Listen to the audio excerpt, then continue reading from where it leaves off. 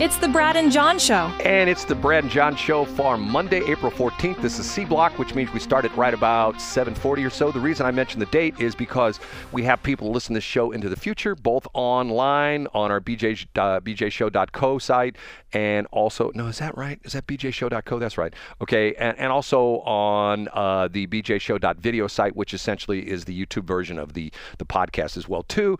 And not only that, but we replay some of the shows right here on Westplex Talk on KSOQ. Now, John, I'm looking for it. I don't see it. The KDHX article is on there right now? Yeah, it's in the headline is KDHX supporters make plea to stop sale, the Evangelical Broadcast Network. It was posted by Katie Call around 6:30 this morning, I think. I'm looking. I don't see it. Okay. Yeah, you could also Google. Oh, there it is. It's way down. Okay. KDHX supporters, right. STLtoday.com. Okay. Can I synopsize this whole crazy story? Yeah, sure. Please do. KDHX is back in the day was, I would call, a hippy dippy station. It was a bunch of people. Matter of fact, if you know, I told the story that evolved from people who were not happy about another station, which turned into KZK, KDNA. This goes way back in St. Louis FM history. Okay, and it was a community radio station. For a long time, they had their studios down, in the Tower Grove area or something like that. And from what I understand, some very modest studios. And then the board decided that they needed to make a statement, and this has been several years ago, I don't know, maybe 10, 15 years ago, to move to the Powell Hall, what do they call it, the Fox, the Grandel Square, whatever they call it, the area down there. And they built a fancy schmancy place that had like a room for public recordings and stuff like that. Okay, supposedly they've been in financial problems ever since. Okay, if you read between the lines of this story, this is truly what is scary about not-for-profits, is if you stack the board with people that do what you want to do, and I'm not saying what is good for the entity or what is good for, the greater good, so to speak, you get what's happening right now with the National Rifle Association, okay? And for those of you who are NRA people, I used to belong to the NRA. I will not join the NRA anymore. It's gone off course. And part of the deal is that the guys who were the board members, and Wayne LaPierre has his own private jet, and he flies here and he flies there. That's off of Joe gun owner who wants to keep his gun and doesn't want to have Second Amendment violations, sending them money every year to essentially feather the nest of Wayne LaPierre flying around in his private jet and wearing his $2,000 suits and things like that. Okay? The KDHX thing has this all written all over it. Synopsize of the story. They got into financial trouble. They had a bunch of volunteers. If you don't know what KDHX was all about, it was a bunch of people that came in and they did a show. One guy would do a show on Tuesday afternoon from 3 to 6, and he played all backwards songs. He would take all the Beatles songs and play them back. Well, here's what John really was saying. I'm making that up, but that was the kind of program they did. Some of them was eclectic. Some of it was ethnic. Some of it was, I used to listen to on Sunday mornings, the a cappella hour. They had 2 hours, a cappella only. It was one of your favorites, Brad. One of my favorites. That woman did a great job with a cappella. She did. So apparently, and I know someone who, her and her husband were huge into the local music scene, which KDHX did a great job of promoting local musicians. And hey, Joe Smith and his banjo band are going to be on the landing, whatever. They did that kind of stuff, okay? And they would put these people on the air, stuff like that. Somewhere along the way, the board got stacked, and the board got to the point where we're going like, okay, we're just going to do whatever we want. And this friend of mine and her husband used to send a nice whopping check every year. She told me how much, and I went, whoa.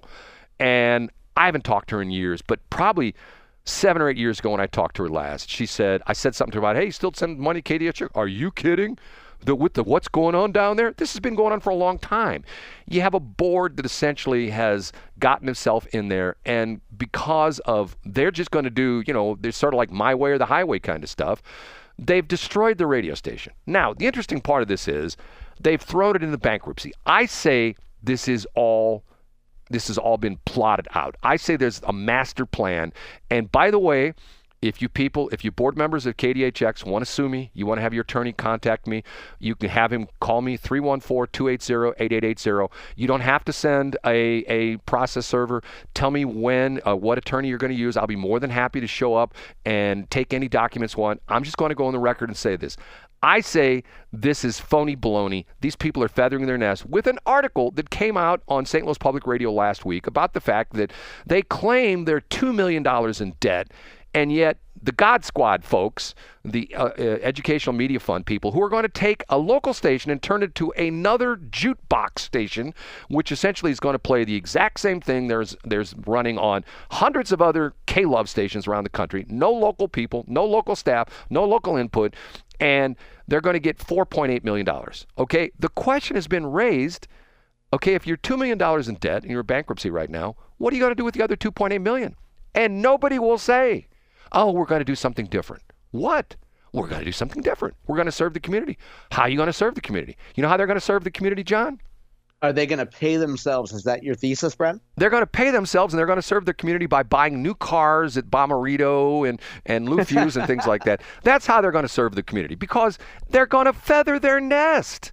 That's what they're going to do. And it's, to me, it's like this sort of, and I do find the hypocrisy of this fascinating, because of the fact that the story that John is so tired of me talking about this. KWMU announces a couple months ago, oh, the Friends of KWMU are going to acquire KWMU and a bunch of stations, other stations, station in Rolla, station in Quincy, Illinois, from the state of Missouri. And John said, well, they're going to give it to him. And I go, no, I said they're going to give it to him. And John said, no, they won't. John, once again, why is it that no one knows how this is going to happen?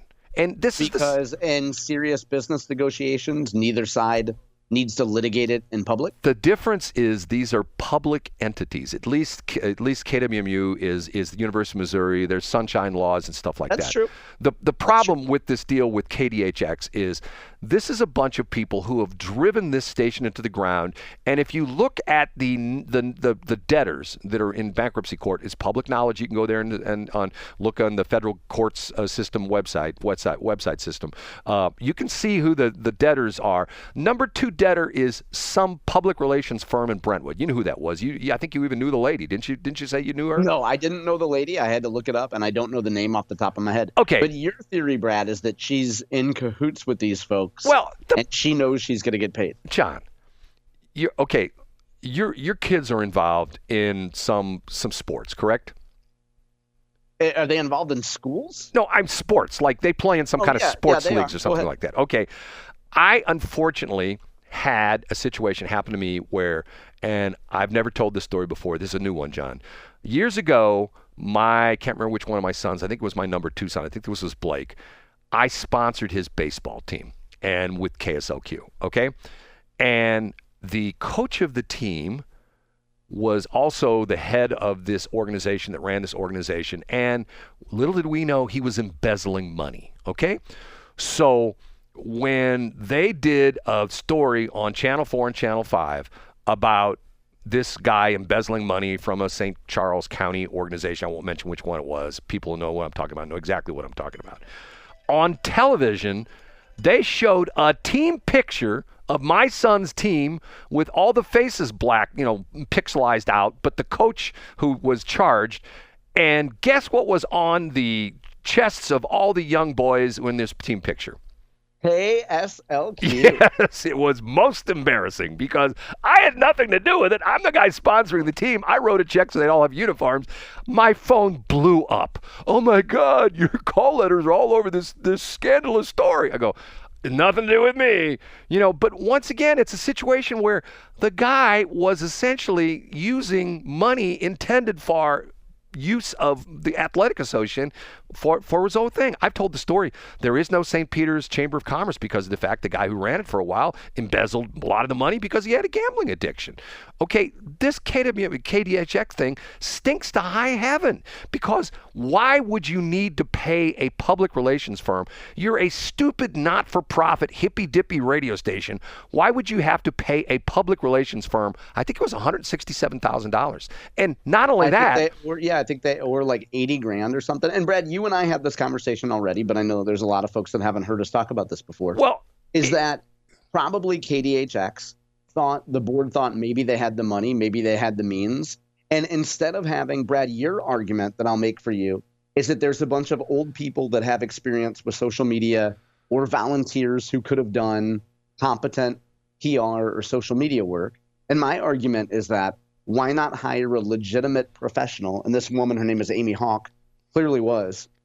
So why not hire a legitimate public relations firm to come in and do some work? Your argument is we're a volunteer radio station. Let's have Roger, who's 78 but has a Facebook account. Let's put him in charge of Facebook. John, let's have him send out an old-timey press release. Let me ask you a question. Okay, let's say you had new tires put on your car, and you go down to Dobbs, and you say, hey, you know what?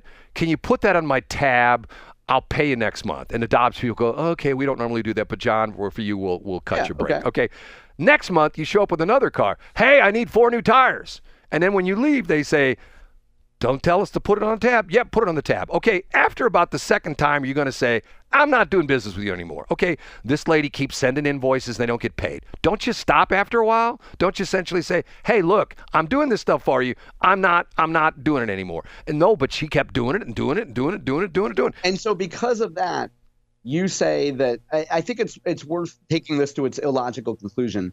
You think she knew she wasn't going to get paid, but she knew that if they were bankrupt, that she would somehow be one of the first people to get paid because she's the number 2 creditor. John, not only do I say that, but I use the analogy of you and your sports league and your kids. If something doesn't go quite right and something comes out that something is not legit with your kid's sports league, the first thing people are not going to do is hire a public relations firm. Well, we need to hire a PR firm to tell everybody that our sports league is really doing great things. No, they're not going to do that.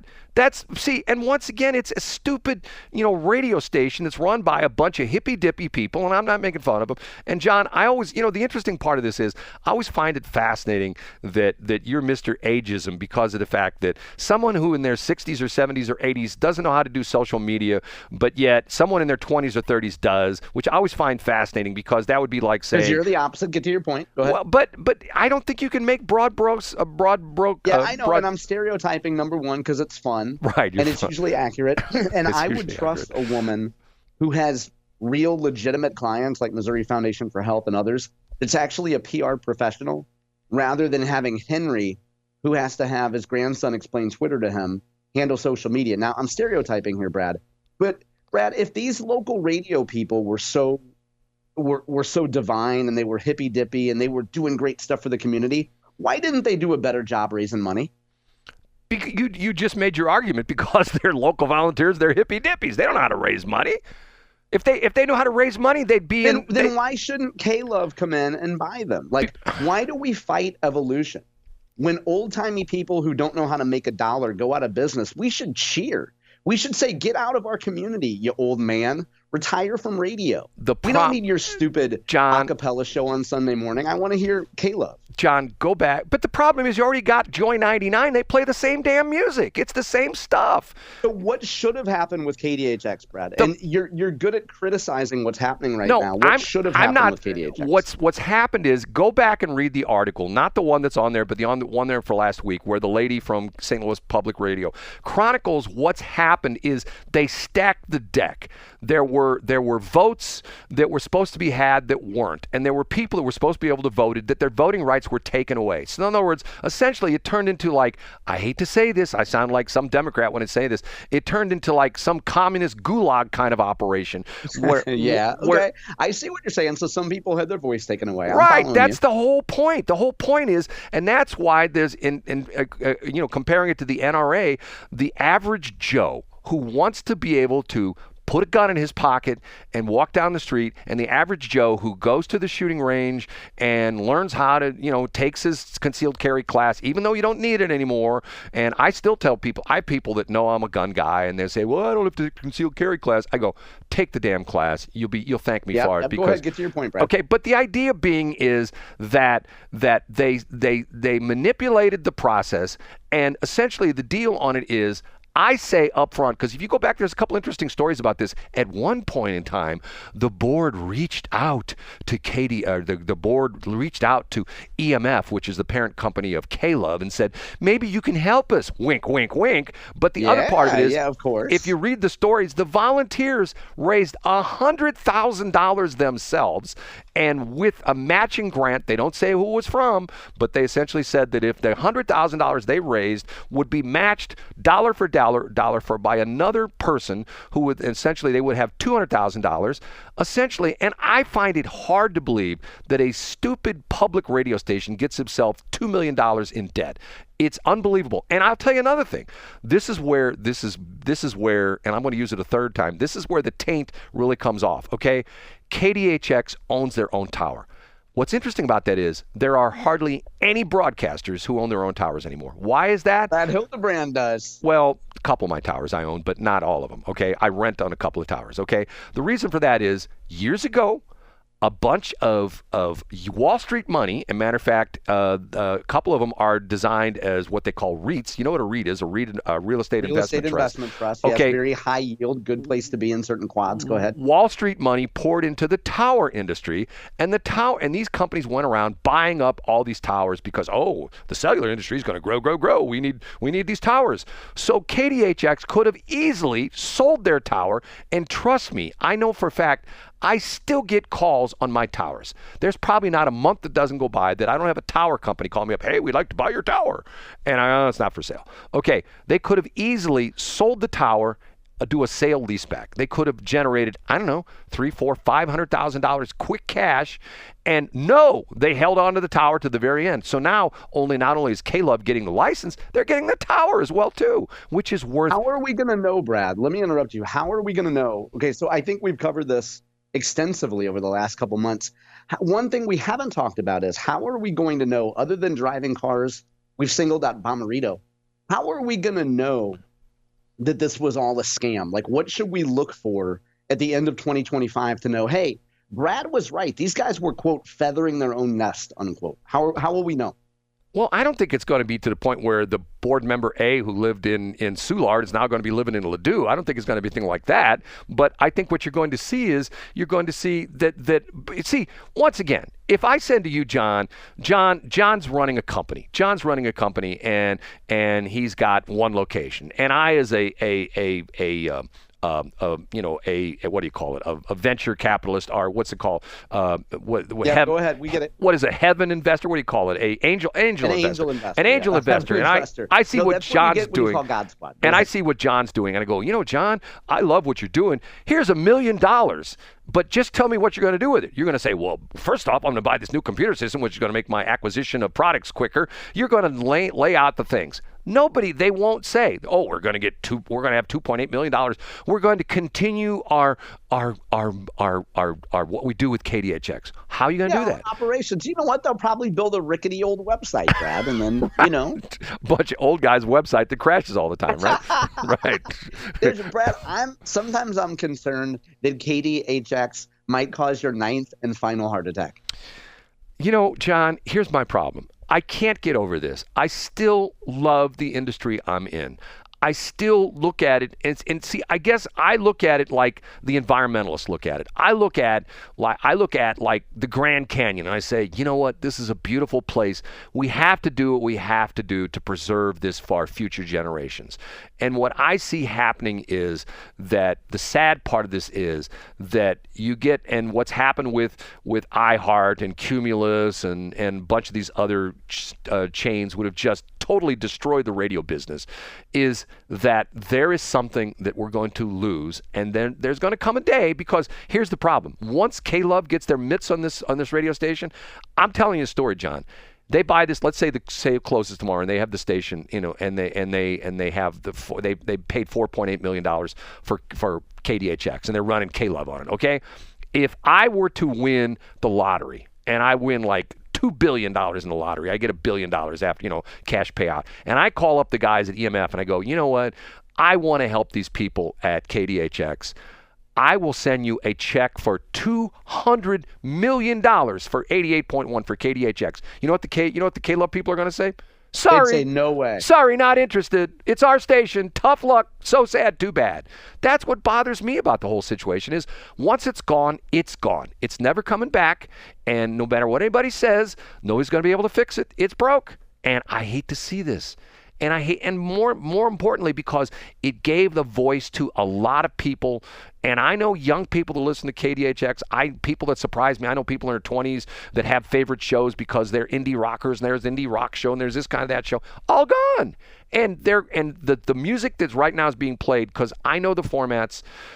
Joy 99 and K-Love, if you took away the call letters and you just chopped out, if you played 2 tapes for people and say, okay, here's an hour of K-Love, we're not going to let you know which one it is, or they'll just say, here's an hour of contemporary Christian music on a radio station, and here's an hour. They couldn't tell the difference. They couldn't tell the difference. It's the same music. Radio. It's jukebox radio, Brad. Are we still meeting at noon to climb the KFUO tower? Because I have my disguise. I have that brand new disguise that you wanted me to wear. John, we're over time, so like nobody can hear this, right? Like, aren't we cut off by Fox News right at 8 o'clock? No, because of the fact that we're not one of those crazy, weird stations that's corporate radio that at 8 o'clock their show's done with. Brad, you got to reduce your blood pressure. I want you to give an extra little Debbie to the homeless man outside Schnucks, and I should not have let you go on about KDHX because it's not good for your health, Brad. You do care too much. You know what? That's the problem. I do care too much about things. Okay, you're right, John. I'm sorry. But you know what? I'm telling you, in life, you young people out there who are listening, I know you're out there, in life, have a passion for something and see that passion through your life, and it'll make your life better. Sometimes worse, like days like today, but it'll make your life better. Say goodbye, John. I'll see you down by Vianney today, Brad. There's a story behind that, which I won't tell on the air. Okay,